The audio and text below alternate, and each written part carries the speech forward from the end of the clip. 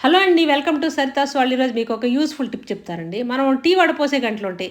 అవి డస్ట్ పట్టిపోయినట్టు, అదంతా టీ పొడి ఇరుక్కుపోయి, పాలు అయన్నీ మిగిలిపోయి, ఈ విధంగా మనం మామూలు రోజు క్లీన్ చేసుకుంటాం. అయినా సరే అదంతా పోకుండా అలానే ఇట్లా గారెలాగా పట్టిపోయి ఉంటదండి. అలాంటప్పుడు మనం ఇలా చేసుకుంటే ఈజీగా క్లీన్ అయిపోతాయి. చాలా నీట్‌గా కూడా వచ్చిద్ది.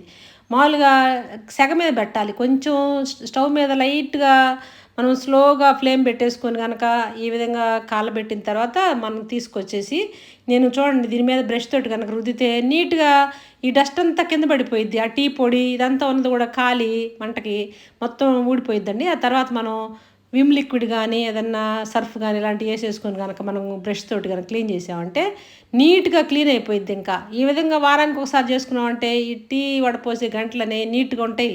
మనం వడపోసుకోవాలన్నా నీట్‌గా వడపాదు పడాలి కాబట్టి ఇదంతా అడ్డం పడకుండా నీట్‌గా ఉంటది. చూడటానికి కూడా బావుంటది. మనం టీ వడపోసుకోవడానికి కూడా సూపర్.